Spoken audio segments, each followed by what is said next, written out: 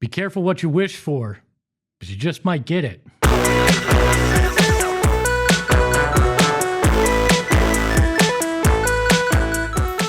Hey, it's another edition of Southwest Bias, and yeah, be careful what you wish for, because you just might get it. I'm not going to be somebody on this program that gets indignant about things if it doesn't warrant it. I'm not going to sit here and scream because that's what's going to get clicks or because that may be what's expected. And I think I've proven it in particular with this Brian Gregory hiring as general manager for the Phoenix Suns and some of the approach that's been taken since the end of the season. I'm not carrying water for anybody, and if there's something that needs to be called out, you're damn right I'm going to do it. But I'm also going to take a look at things and try to be fair when it starts. And you've heard me on a previous episode say that I don't care if the Suns win the press conference. I don't care what happens when they go out there and bring out a new hire, whether it's GM or the coach, to an extent. Because you don't have to win the press conference, but you can't lose it in embarrassing fashion. And I feel like that's what happened with Brian Gregory on Wednesday. I was in attendance, and I came with an open mindset. I told you on the show, I want to hear what Brian Gregory's plan is for this Phoenix Suns team before I judge it. Because most of us had no clue outside of, he coached in college at Dayton and Georgia Tech and was an assistant at Michigan State. Those were the things we knew, but most of us had never actually heard from Brian Gregory, let alone actually looked in the man's eyes and shook his hand, right? And there were a lot of judgment, and fairly so, because he's an unconventional hire. He's a guy that has very little experience and a connection to the owner. So I understand why people had their opinions. But I decided I want to hear from him first before I pass any kind of judgment on him. Well, I heard from him on Wednesday, and let's just say it was underwhelming. In fact, it was one of the worst press conferences that I've ever sat through in terms of the confidence level that you left with in the individual talking. I mean, heck, I'm a guy who sat through Morello's last press conference sitting next to Gary Bettman, treating him like a toddler, making sure he didn't say anything too stupid, right? And even this was kind of on par there. It's not great when your general manager posts a double-double in his opening press conference. He's not a power forward, yet somehow Brian Gregory did just that. He said the word alignment 23 times. The word identity 16 times. But what he never actually did was define what that means for him as a general manager, what he's looking for, what he is hoping to accomplish. Now, I don't need you to lay out the blueprint. We're media. It's fans. You don't have to tell me we're going after X, Y, and Z this offseason. This is the list of coaches. This is the exact timetable.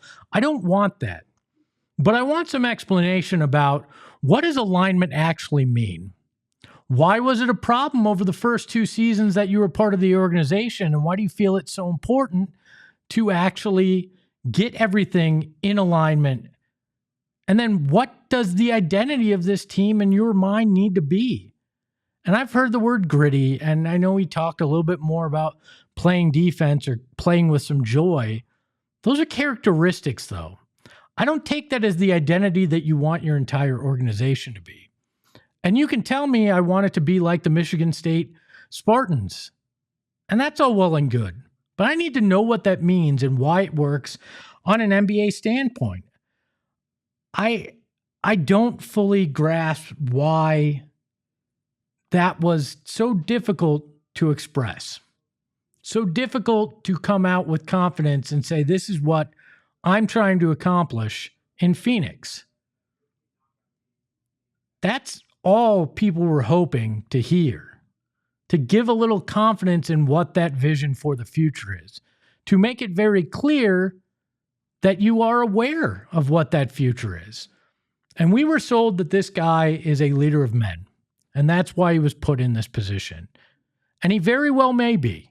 I did talk to one of his former players from Dayton who told me he's never seen a guy as good as Gregory at building a structure and getting a group together that works cohesively and putting together a vision, there's that word that he said too, that makes sense for a team. And this is somebody that also worked in college basketball programs after it and said he tried to emulate what Gregory did at Dayton. And that's great. And maybe that is part of what this Suns team needs, is that singular voice on the basketball operations side to put it together and build things. But what's concerning is Brian Gregory has never negotiated a contract. Brian Gregory's never negotiated a trade. He's never done the things that are going to be so important over the next 4 months for this Suns team. The next 4 months define the next 5 to 10 years for this franchise. If you choose to trade Kevin Durant, which we all believe you do, that deal is going to set the foundation of what this team is. And I don't think any of us left Wednesday's press conference feeling better that Brian Gregory is the guy to accomplish that. In fact, the biggest concern was that he's simply going to be a yes man for owner Matt Ishbia. And he said the quiet part out loud, quite frankly, that he reports directly to Matt Ishbia, that they are in alignment in exactly what the plan is and how to execute it. To me, it just validated the concern of fans and some other media members that Brian Gregory may simply be a rubber stamp for whatever Matt Ishbia wants to accomplish. And you can debate whether that's good or not. I've talked about how I don't believe that owners should be meddling, but some people don't have a problem with that. I do. But one thing's for sure is this is officially now Matt Ishbia's team. There's no fall guy. There's no this guy's been here before. Matt Ishbia has cleaned house and literally put his guys in place. If there's pure alignment from top to bottom, like Gregory wanted to talk about at that press conference, that means that the buck doesn't stop with Brian Gregory, like he brought up.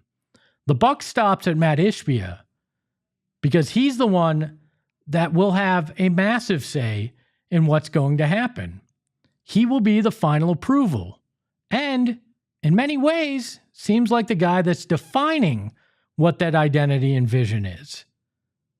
Which means Brian Gregory is simply executing it. We all wanted change. We all thought things needed to be different. And we all wanted to find out exactly who Matt Ishbia is as an owner and what this team will be moving forward. Be careful what you wish for, because you might just get it. But maybe that's just my Southwest bias.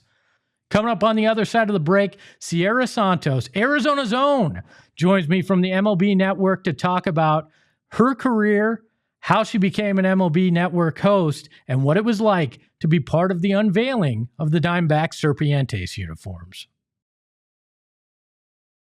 Back to tell you about branded bills, and I've told you, I am a hat addict. My wife had to build a special place to hold all my hats in our home. I have over 60 hats, and most of them have become branded bills because I simply love them. They're comfortable, they're high quality, and they have some of the most unique designs that you are going to find out there. But that's not even the best part. They're Arizona's own. They're out in Tempe. They just opened a brand new facility, and I couldn't be more excited to have them as part of my hat collection and as part of the PHNX family. If you're looking for custom apparel and headwear, you're not going to find better than branded bills. So why don't you try to find a way to get it as part of your collection and even get custom headwear for your company. You've seen the PHNX hats. I'm either wearing them, it's sitting on the desk. You know it's high quality if I'm putting it on this beautiful head. So make sure to head over to brandedbills.com and use that promo code BBPHNX. You're going to save 20% off your first order. I drive an inordinate amount around this valley on a daily basis. And you know what I don't have to worry about? Where the heck I'm going to get gas. Because I know I'm going to find a Circle K pretty much anywhere that I am. But the best part is I am an Inner Circle member. All I had to do was download their app, give them my phone number, and now I get some of the most primo deals in all of the Valley when I go to Circle K. When you first sign up, you're going to get 25 cents off your first 5 fill-ups. That's per gallon. Then you're going to get 3 cents per gallon off moving forward. And then once you reach to that sweet, sweet Espo level, you're getting 5 cents off from there. But that's not all. They're going to hit you up with deals that you can't, refuse. It's like a Godfather offer that comes in email when they're like, you want a free drink? You want free Polar Pop? You want an extra 15 cents off per gallon for your next fill-up? We got you covered. Circle K's Inner Circle is one of the best things I've ever joined, and you should do it too. Download the Circle K app today. Sign up for free. Terms and conditions apply at participating locations. Visit CircleK.com for more details. Really excited to welcome in the Valley's own Sierra Santos onto the program. I like the way that sounds. MLB Network. You've been here in town working. You're an ASU alum. Really glad to have you here at PHNX and on Southwest Bias. Thank you for having me. I got a little lost. I'm sorry about that. Oh well, everybody does. even though we're centrally located, we're in the weirdest building in downtown. So you're not the first. Okay. You won't be the last. All right, so. I don't feel so bad. So obviously people know that you're at MLB Network now, but I want to take a step back to you grew up here in the Valley, but and I read in an interview that you said that local sports kind of help save you a little bit. I mean, what does it mean to now be able to be involved in a project like the City Connect uniform, knowing what sports means to you and how it helped you along the way? No, I mean, like I've said before that I was such a bad kid. I was such a bad kid, and my dad hates it when I say that. But I was basically, after everything was said and done, I was grounded. Like my dad was like, you're not using the car, you're not doing any of that. And he would wake me up 8 a.m. every single morning, and we would read the sports page together. And at that time, it's summertime. What is on? Diamondbacks games. Yeah. So every day I would check the standings, watch Diamondbacks games. It got me through that summer. And it was that was also during the Suns era where it was Steve Nash, Amari Stoudemire, Sean Marion. And I had begged my dad to get season tickets. And he finally broke down, not that season, but the season after. And we got a half season package. And after we went to that first half of the games, I was like, I want to go to games for the rest of my life. And I enrolled in Scottsdale Community College, got a 4.0, So you were fighting artichoke then? I am. I guess you always are, right? I am.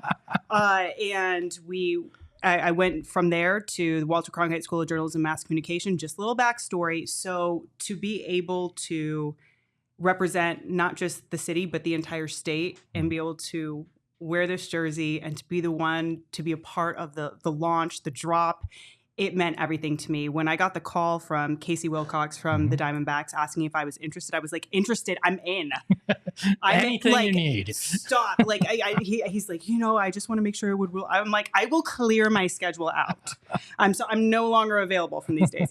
But I cried like after I got off the phone with him. It was such a special moment for me. And then when they were developing the concept behind it and showing me, this is what we're thinking, and the vignettes and the montages, all that, to when they finally sent me the mock-up for the jersey, I see, look, I just got chills. And it was embargoed. They're like, you can't share this with anyone. And I'm like, how? Like it was the hardest secret I've ever kept. And so then having the video drop and everything that has come like everything after that, just the reception that it's gotten from fans, from other people in media, it's been so cool. That was a very long answer. That is perfectly fine. And we've got all the time in the world. But so what was it like filming that video and getting to stand on the pitcher's mound and knowing, when you say lights, that comes, like, that's got to be crazy for a kid that grew up watching that team. So the whole lights thing, That wasn't scripted. That was improv. Oh, like very they nice. had that idea as we're on the mound. So it was just planning to be darkened lights, just me illuminated on the mound. And then somebody had the idea to all of a sudden shoot the studio lights or shoot the stadium lights on as I was saying it. And so I'll give you, hold on, let me see. Oh, I don't know where my phone is. So like somebody's literally on the phone, like trying to cue them because it takes a second when the lights switch on. So he's as soon as they hit like a keyword, he's like, go, go, go into the phone. And then they switch lights. It took a lot of tries. I don't want to say it was like 6 or 7. They're like, we're so sorry. I'm like, dude, I'm here all day. Like, you're fine. But the shooting it was awesome. Getting to meet everyone in the D-backs organization that I don't normally see was also so cool.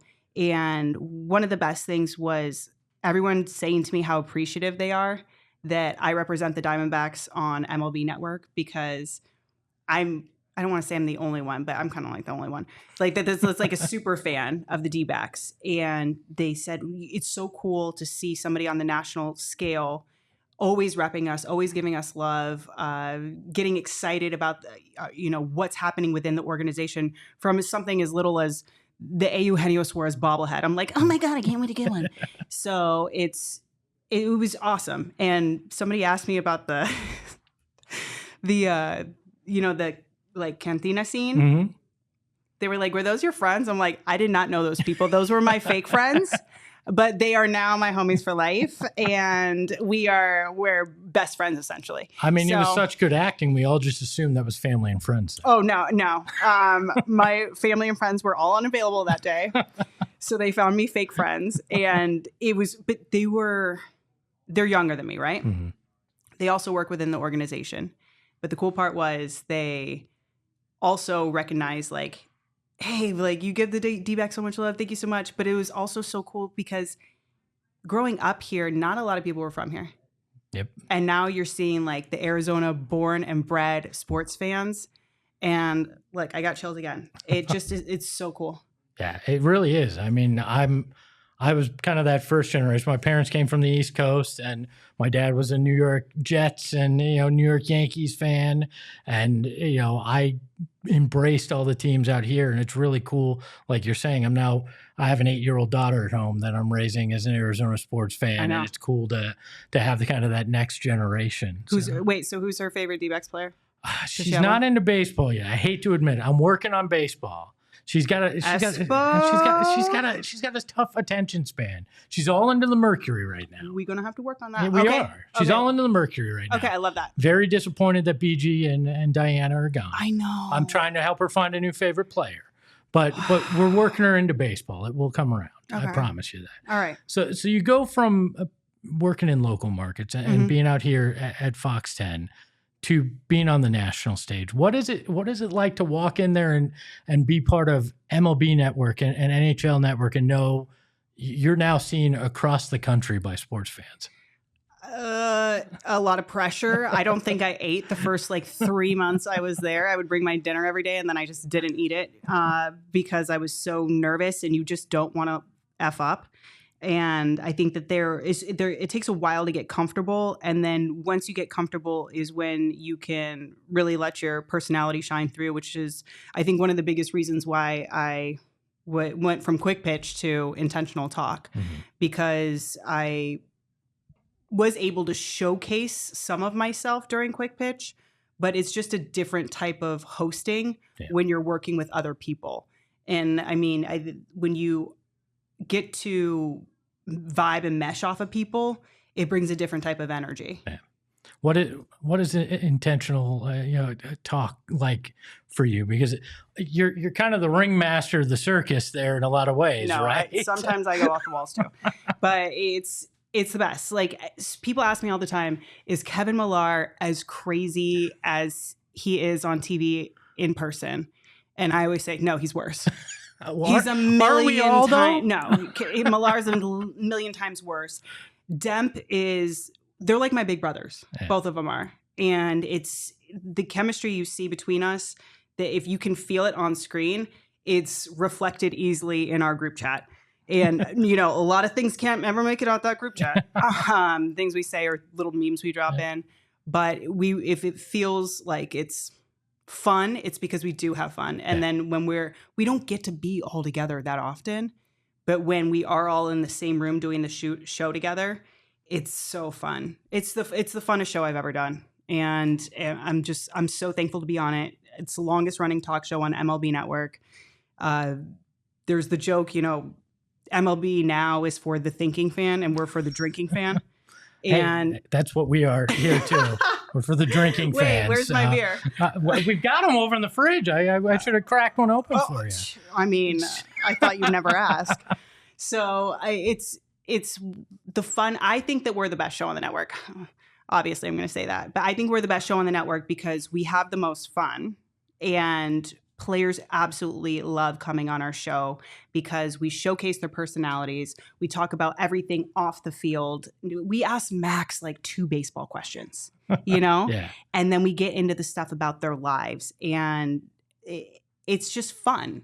And I mean, there's some guys that, maybe they don't have a big personality and you find that out real quick. Yeah, you pivot back to those baseball questions faster than you ever imagined. I've had that happen a few times. So how about that double on Wednesday? Yeah. Oh, great. Well, that's been fun. Thanks for joining us. We got an extra 5 minutes to fill now. Yeah, no. They most of the time we can still get by. Sometimes they're nervous or they're shy or they know. Sometimes we're the player's first national interview. Yeah, and that's always fun. When we had like Ellie De La Cruz on. And it was his first national interview. It's a big deal. It's a big deal for them, and it's a big deal for us. Do you think being bilingual helps in some of these situations with players where you can kind of get them a little bit more comfortable? Yes, and sometimes it's so intimidating. We had Bartolo Colon on, Big Sexy, and he was supposed to come with the translator, and then he's like, "No, I don't have a translator." He's like, "Can you translate for me?" I was like, I guess. I'm like, I have to translate for Big Sexy. Like, I don't know if I can do this. But I did it. I think sometimes when I'm just thrown into it and I have less time to kind of think about it, because live translating is difficult. I'm sure. It's hard. It's tough enough to listen, let alone listen and then relay what it is. Exactly. And so when he's like, "Ay, buen trabajo." I'm like, "Oh, thanks." Like I was so excited about it, but it helps. And there's a certain type of, I think also it's not just being bilingual, but also culturally aware. Like, that Venezuelans, they don't eat tacos. You know what I mean? Like I think there's a cultural awareness too that follows with that. Yeah. What's the craziest answer you've gotten to a non-baseball question on the show? Lars Nootbaar, we asked him, we do a thing at the end of IT when we're doing our interviews, and it's called Secret Santos. They have to reveal a secret about themselves that nobody knows. He goes into this story about this blue Snuggie that he still owns. And he's like, "Well, one day I was really sick and I stayed home from school, and I think he said their cleaner was there. I don't know. Anyway, he mistook a fart." And the fact that he sharted in the Snuggie and he is a grown ass man now and still has it is absolutely criminal. And the fact that that's the secret he decided to divulge on national television. He went with it.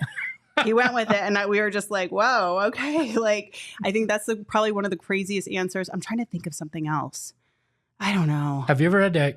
Do you pre-tape these in a lot of? Sometimes. Have you ever had to cut something out because of a crazy secret? No, baby, that's airing. If you say something weird, if you say something embarrassing, no, that's front and center. We're cutting that for a promo. I love it. So you're actually going to be doing the show from Chase Field on Friday, right? Yeah. So we're doing IT live from Ballpark Cam, 1 p.m. Arizona time. I'm like trying to get the hours right. 1 p.m. Arizona time. And being on location is always fun. I actually did IT from Ballpark Cam when I was shooting the video, and we had Tori on and everything. Nice. And I mean, Tori, what a man. And the best. Great quote too. He's the best. So my last day at Fox 10, I was covering a spring training game. I think it was in Surprise.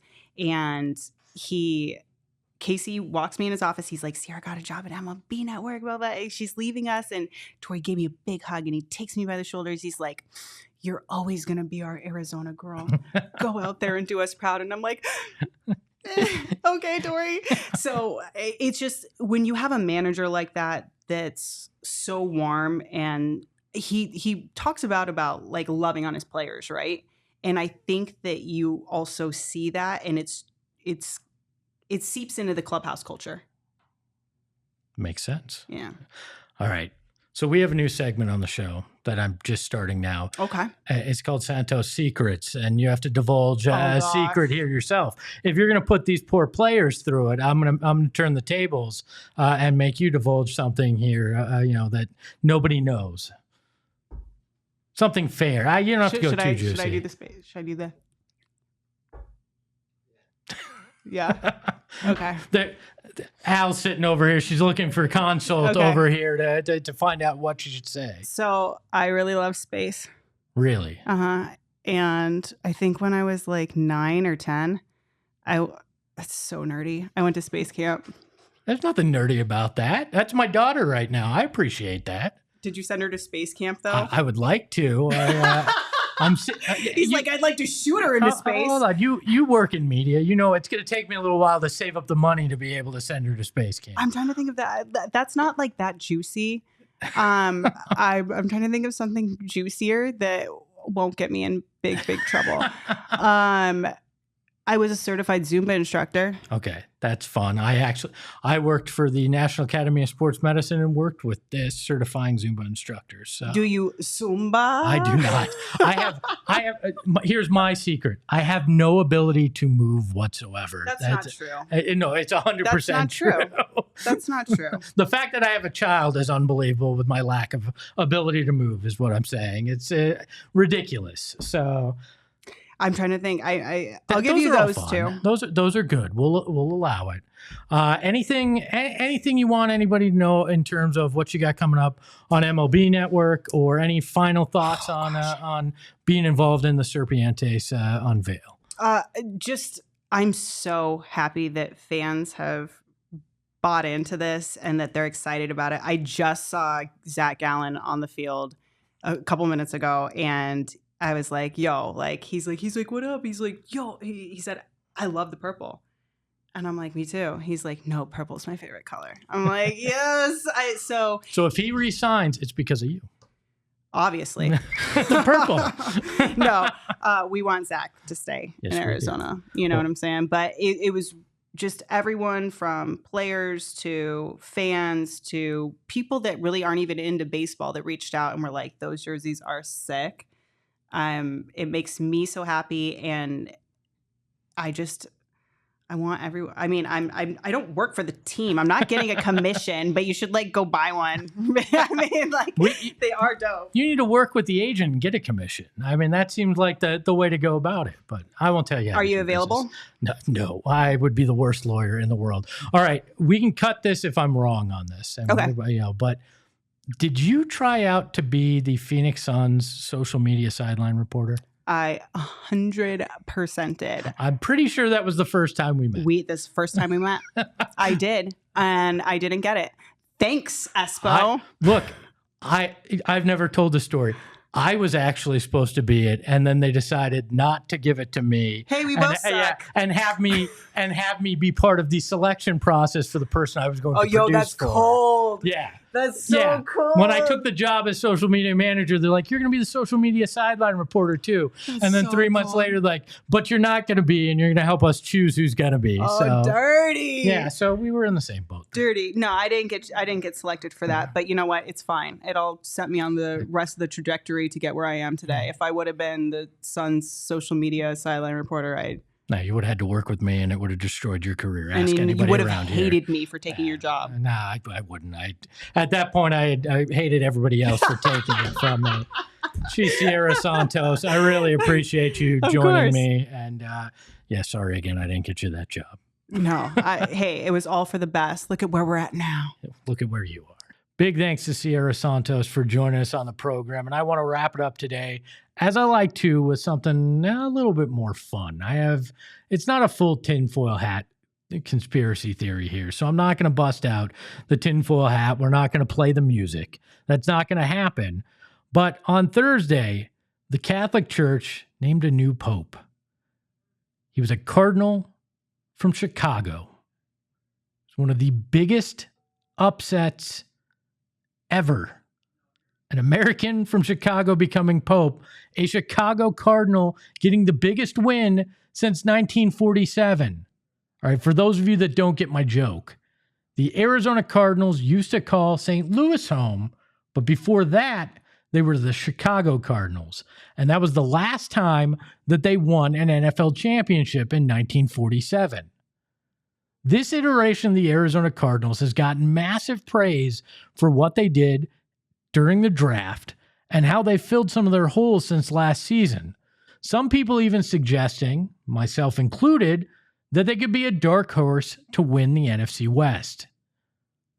But if a Chicago Cardinal can pull off one of the biggest upsets and win like that team in 1947 did, maybe there's something special in the air for the Arizona Cardinals this year. Maybe somebody's on their side. Now, I'm not a big believer in that necessarily. I'm not a big believer in special tokens that can help a team win or breaking curses in a certain way. But you know what? Maybe, just maybe, this is a good sign for the Arizona Cardinals that an upset in their sport could happen as well. Maybe we could see a championship in the desert. But maybe not. It's probably insane. It's probably drawing too many lines to something that has no connection whatsoever. But it was just a thought of mine as the world was talking about a new pope being elected. Bet you didn't think I'd talk about that on today's edition of Southwest Bias, did you? Well, another big thanks to Sierra Santos from MLB Network. You can catch her on her show Intentional Pitch on today, Friday, live from the Diamondbacks ballpark, Chase Field, but you can also catch her every weekday on the program as well, so we really appreciate her joining. Big thanks to Ayrton behind the Mac. He doesn't have a mustache, but he still can produce pretty well. You can follow me at Espo. You can follow the show at PHNX_sports on all your socials. And until next time, ahoy hoy. We all silly like the mayor.